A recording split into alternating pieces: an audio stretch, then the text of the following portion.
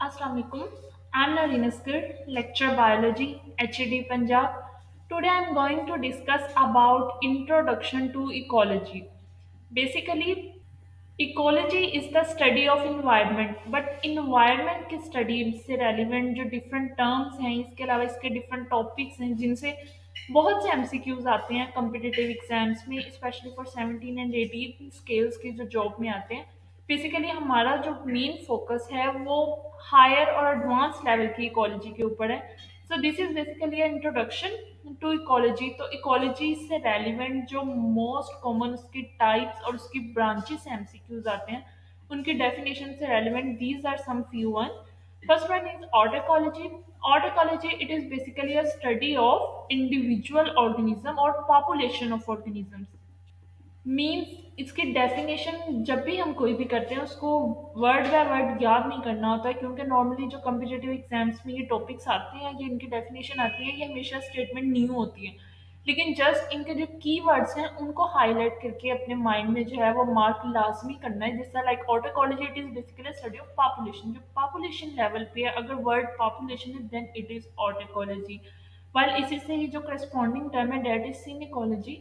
और अगर चाहे वो स्टडी ऑफ कम्युनिटी की का पूछा गया है या study of organism at a community level, तो देन जो है इसका राइट ऑप्शन है सिनेकोलॉजी. ये भी हमें पता है कम्युनिटी लेवल पे जो है वो इंटरेक्शन ऑफ ऑर्गेनिजम्स आता है. अगर इस तरीके से भी डेफिनेशन जो है वो मॉडिफाई हो जाती है कि study of organisms at which they interact with one another and this type of relationship is studied at which branch of ecology, then it is synecology. और अगर पॉपुलेशन से रिलेटेड हमें पता है पॉपुलेशन बेसिकली क्या है कि वो group of same organism, same species, same location, same time. तो अगर इस तरह का कुछ सेम सेम वाले रेफरेंस से भी वो स्टेटमेंट बना सकती हैं तो देन भी उसका ऑप्शन है ऑटोकॉलॉजी. थोड़ा सा इसको कंसेप्चुअल वे से करना है ताकि जो है ना इसकी बेटर अंडरस्टैंडिंग हो सके. Then next one, there are some also other branches of ecology जिसमें पॉपुलेशन इकोलॉजी है, community ecosystem, specially conservation ecology के एमसीक्यूज हैं पास पेपर्स में. Then cropland ecology, these are some simple one, आपको इसके name से जो है उसका आइडिया हो जाएगा. देन नेक्स्ट वन जो इकोलॉजी से रेलिवेंट टर्म्स हैं, first one population, ecosystem, community, species and habitat. ये वो टर्म्स हैं जिनसे बहुत से एमसीक्यूज पास पेपर्स में आए हुए हैं, काफ़ी टाइम रिपीटेड एमसीक्यूज हैं. तो बेसिकली इन डेफिनेशंस की हमेशा स्टेटमेंट थोड़ी सी चेंज हो जाती है, वर्ड्स चेंज हो जाते हैं, लेकिन ओवरऑल इसका बेसिक कंसेप्ट सेम रहता है. अगर आपको पता हो कि स्पीशीज के लिए मेन टर्म है जो कि इंटरब्रीड कर सकें, ability of organisms to produce those organisms which are fertile और इंटरब्रीड, यानी वो ऑर्गेनिज्म जो आगे फर्टाइल ऑफस्प्रिंग्स प्रोड्यूस कर सके, इस तरह के ऑर्गेनिजम्स की ग्रुपिंग को हम एक स्पीशी कंसिडर करते हैं. सिमिलरली जब भी पॉपुलेशन की बात आनी है then population basically group of same species located at same place at same time और same area. This is basically. And then next one is community, जिसमें मैंने पहले बताया इंटरेक्टिंग इंटरेक्शन का वर्ड आएगा. ये नॉर्मली ये वर्ड्स जो हैं कीवर्ड्स जिसमें हाईलाइट भी हैं. Then ecosystem. इकोसिस्टम के लिए जो टर्म यूज होती है बेसिकली वो यही कम्युनिटी है जिसमें उसका इंटरेक्शन है विद एबायोटिक फैक्टर्स, यानी जो नॉन लिविंग है. और ओवरऑल अगर हम जैसे उसके सराउंडिंग या लोकेशन की बात करते हैं देन दैट इज हैबिटेट.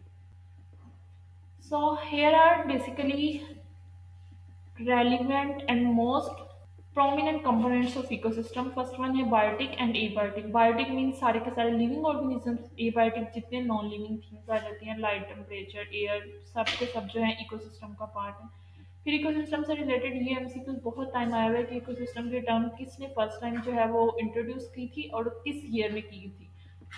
तो that is basically AJ Tansley in 1935 first time introduce the term ecosystem.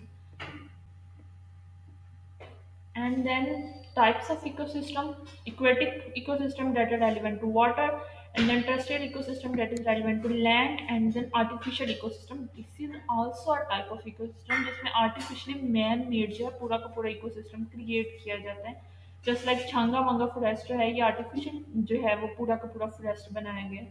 तो इनको जो है वो नॉर्मली स्टूडेंट स्किप कर देते हैं और इनसे बहुत से एमसीक्यूज आपको पास पेपर्स में मिल जाएंगे. नॉर्मली एक से दो एमसीक्यूज जिसे हम अनसीन कंसीडर करते हैं, these are basically from these type of topics which remained untouched.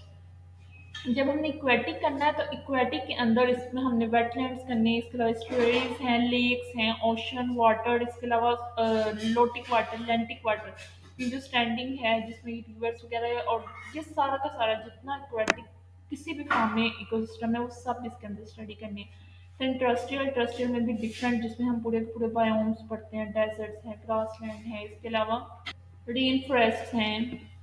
तो इन सबको जो है हम again one by one in detail study करेंगे। But here are some MCQs relevant to terrestrial ecosystem। First one इसकी definition ही बताई हुई है कि terrestrial ecosystem क्या है बेसिकली। फिर इनसे रिलेटेड जो MCQs हैं, लाइक फर्स्ट वन है among the following climate factors which one has the least effect upon a terrestrial ecosystem। Terrestrial ecosystem पे सबसे कम इफेक्ट किसका होता है? द टेम्परेचर का, condition of sunlight and availability of water and wind. तो ये इन सब में से जो लीस्ट इफेक्ट है वो है विंड, क्योंकि टेरेस्ट्रियल इकोसिस्टम में टेम्परेचर तो बहुत ज़्यादा इंपॉर्टेंट है, इसी के बेस पे हम उसको डेजर्ट कंसीडर करते हैं, grassland and all. Water means rainfall के बेस पे भी इसकी डिवीजन है, देन सनलाइट भी एक इसका इंपॉर्टेंट फैक्टर है। जबकि विंड की बेस पे जो टेरेस्ट्रियल इकोसिस्टम को इतना ज़्यादा क्लासीफाई नहीं किया जाता, वो एक रेयर फैक्टर है। Then next one is soil is eroded heavily due to deforestation. It affects the flowing of surface water badly, which is the following is badly affected by these causes। तो जो soil Erode होती है उसमें जो है वो कौन सा बेसिकली फैक्टर इन्वॉल्व है जो कि सबसे ज़्यादा बैड इफेक्ट होता है? That is human resource, ecological system, climate and local plant. That is basically ecological system. And the next one is which one of the following ecosystem covers the largest area of Earth's surface? So that is marine ecosystem। हम overall earth की बात करते हैं, 70% water है, उसमें से भी 98% जो है वो ग्लेशियर्स की फॉर्म में, मीन्स वो आइस की फॉर्म में, फ्रोजन फॉर्म में, मेरीन ओशंस में एग्जिस्ट कर रहे हैं। तो इसलिए सबसे बड़ा इकोसिस्टम जो अर्थ के ऊपर है वो है marine ecosystem. Then next one is aquatic ecosystem. जिसका मैंने पहले बताया एक्वेटिक इकोसिस्टम की आगे फर्दर टाइप्स हैं। फ्रेश वाटर इकोसिस्टम है। अब फ्रेश वाटर इकोसिस्टम में भी स्टैंडिंग वाटर है, फिर इसके अलावा मूविंग वाटर है, फिर देन आगे है ट्रांजिशनल कम्युनिटीज जिसमें मरीन और फ्रेश वाटर के कम्बिनेशन से, जिसमें मोस्ट कॉमन है स्टोरी। अब स्टोरी से बहुत से एमसीक्यूज बनते हैं कि नॉर्मली कि वो एरिया होता है जहाँ पर बहुत ज़्यादा बायोडाइवर्सिटी होती है, मीन्स इस पे साल्ट वाले भी और फ्रेश वाटर वाले दोनों ऑर्गेनिजम्स पाए जाते हैं, क्योंकि इसमें जो है सेलिनिटी मॉडरेट है। तो इस बेस पे जो है इसके एमसीक्यू पास पेपर्स में इसी तरह का आया था कि the type of ecosystem which contain या विच हैज हाई और रिचेस्ट बायोडाइवर्सिटी। नीचे अगर ऑप्शन फ्रेश वाटर भी है, मेरीन इकोसिस्टम भी है, और ट्रांजिशन या उसकी जगह डायरेक्ट उन्होंने स्ट्रॉबेरी लिखा हुआ है, देन राइट ऑप्शन जो है वो स्ट्रॉबेरी है, क्योंकि उसके अंदर फ्रेश वाटर और मेरीन दोनों के कंपैरिजन में ज़्यादा बायोडाइवर्सिटी है, ज़्यादा लिविंग फॉर्म है, as well as flora. And then next one is marine ecosystem. Marine ecosystem में जो हमने चीज़ें पढ़नी होती है मोस्ट कॉमन है उसमें कोरल रीफ्स। कोरल रीफ्स के बहुत से एमसीक्यूज आए हुए हैं कि कोरल रीफ जो है बेसिकली किन किन एरिया में है वर्ल्ड के, इसमें कौन से टाइप एल्गी की इन्वॉल्व है, इसके अलावा इसके अंदर जो है वो लिविंग एनिमल्स का जो फौना है वो कौन सा क्वांटिटी में जो है वो एग्जिस्ट कर रहे हैं। तो इनको हम सबको one by one in detail study करेंगे। Then next term is artificial fresh. अब आर्टिफिशियल फ्रेश जो है छांगा मांगा जो है उनसे रिलेटेड एक यहाँ पे मेन टर्म है। सबसे पहले तो यहाँ पे जो है 10 बिलियन ट्री सुनामी प्रोजेक्ट, इनसे एमसीक्यूज आ सकता है, क्योंकि जब हम ट्रीज की बात करें, आर्टिफिशियली प्लांटेड ट्रीज की बात करें, आर्टिफिशियल इकोसिस्टम की बात करें, मीन्स आर्टिफिशियली मैन मेड जो एक नेचुरल की तरह का इकोसिस्टम बनाया जाता है, ये एक प्रोजेक्ट था जिसके अकॉर्डिंग जो है वो 43.50 मिलियन प्लांट्स जो हैं वो प्लांट करने थे पाकिस्तान में। और ये पाकिस्तान में ये जो प्रोजेक्ट है ये इमरान खान ने जब लॉन्च किया था 5 ईयर्स के अंदर इसको कवर करना था, इसको 10 बिलियन जो है वो इसीलिए ट्रीज नामी प्रोजेक्ट कहते हैं कि ऑलमोस्ट इसमें जो है वो 10 बिलियन ट्रीज लगाए जाने थे। और ये मोस्टली जो सबसे ज़्यादा केपीके का जो पोर्शन है, केपीके हमारा, वहाँ पे जो है सबसे ज़्यादा जो है इन प्लांट्स को जो है वो लगाया गया। तो इस पैराग्राफ में मैंने काफ़ी टर्म्स इसमें ऐड की हुई है कि लाइक इसकी टोटल कॉस्ट कितनी आई है, फिर इसके अलावा किस रीजन में इसको लगाया गया है, किस ईयर में ये प्रोजेक्ट स्टार्ट हुआ है, इसके अलावा इसको इंट्रोड्यूस किसने करवाया और इसमें ओवरऑल कितने प्लांट्स लगाए जाने थे। तो बेसिकली इस 10 बिलियन ट्री सुनामी प्रोजेक्ट की जो है ये बेसिक सी आउटलाइन है, इससे कोई भी एमसीक्यूज आ सकते हैं। Then next is Changa Manga. Basically it is, ये नेम है दो ब्रदर्स के नेम पे, उसी की लव स्टोरी है, फॉक स्टोरी, इसी वजह से इसको जो है वो छांगा मांगा का नेम दिया गया। इसका भी एरिया बताया हुआ है, यहाँ पे फर्स्ट टाइम इसको स्टैब्लिश किया गया 1866 में। ये लाहौर और कसूर डिस्ट्रिक्ट की रेंज में आता है बेसिकली, और इसमें जो है 27 स्पीशीज इंसेक्ट की हैं, और ये होम है ऑलमोस्ट 14 मैमल स्पीशीज का। इसके अलावा 50 इसके अंदर बर्ड स्पीशीज हैं, 6 इसके अंदर रेप्टाइल स्पीशीज हैं।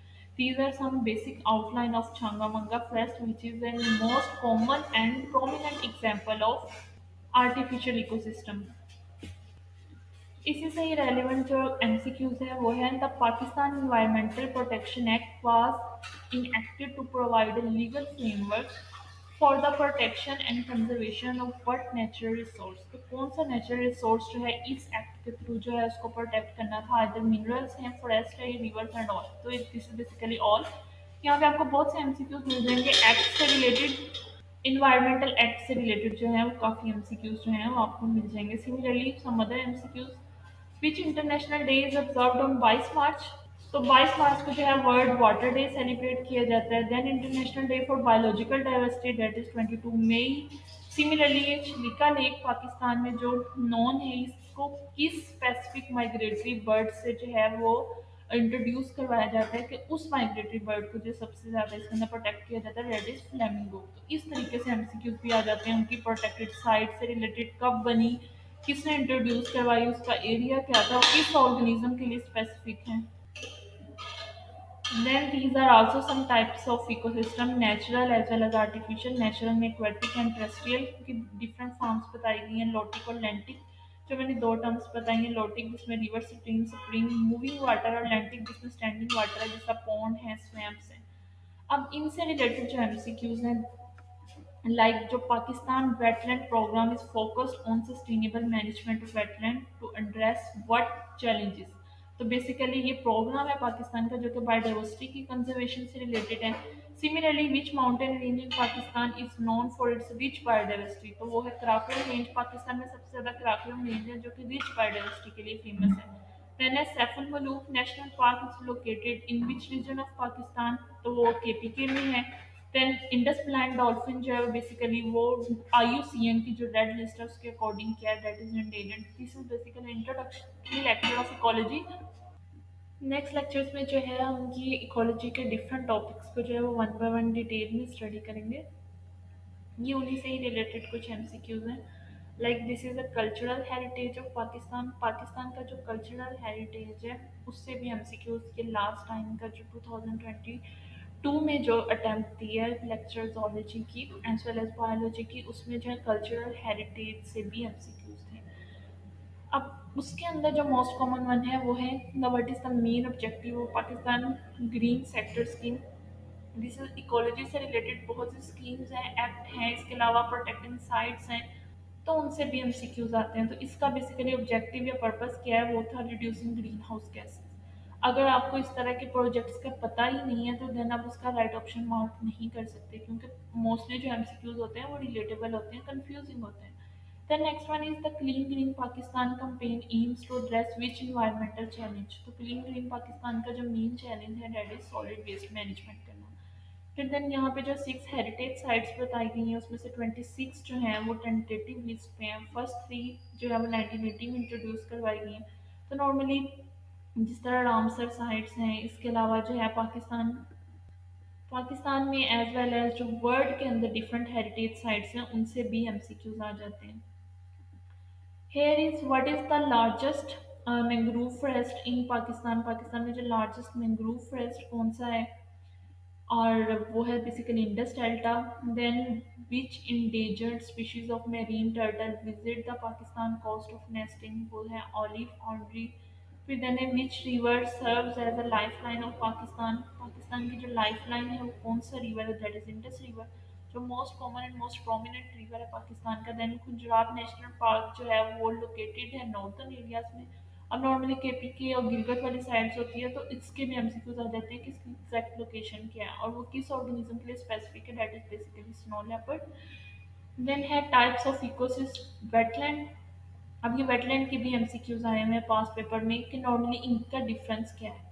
जब भी हम एक्वाटिक इकोसिस्टम पढ़ते हैं, वेटलैंड्स पढ़ते हैं, तो उसके अंदर ये डिफरेंट टर्म्स आ जाती हैं। बेसिकली जो इस लेक्चर में हमने डिफरेंट इकोसिस्टम की टाइप्स पढ़े हैं। तो अब यहाँ पे बोग और उसको माइल्ड भी कहते हैं, ये वो वेटलैंड है जो कि एसिडिक होते हैं, जिसकी पीएच जो है 7 से बिलो होती है।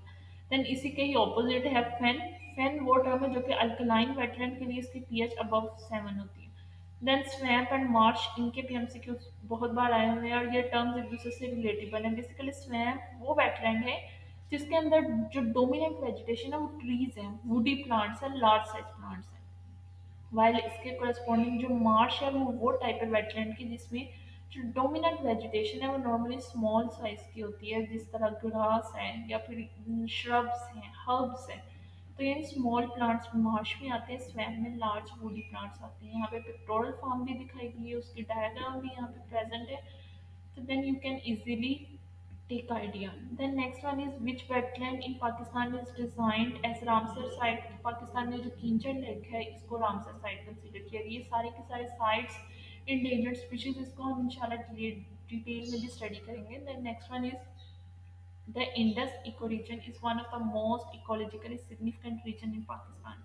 और ये बेसिकली कौन से टाइप है, ये रिफराइंड टाइप है। देन भी पाकिस्तान का एयर क्वालिटी इंडेक्स, उसके भी से रिलेटेड जो है वो कौन सा पोल्यूटेंट जो है वो मेन फोकस है, that is nitrogen dioxide, nitrous oxide basically. फिर देन आगे कराची में जो ग्रीन इनिशिएटिव प्रोग्राम है बेसिकली वो किस पर्पज़ के लिए है, तो वो है एयर पोल्यूशन को कंट्रोल करने से relevant. So here are some MCQs relevant to introduction to ecology. Hope you can get my point and stay connected for upcoming lectures relevant to ecology as well as biology so that we can get complete preparations of competitive exams. So wish you good luck for your preparations.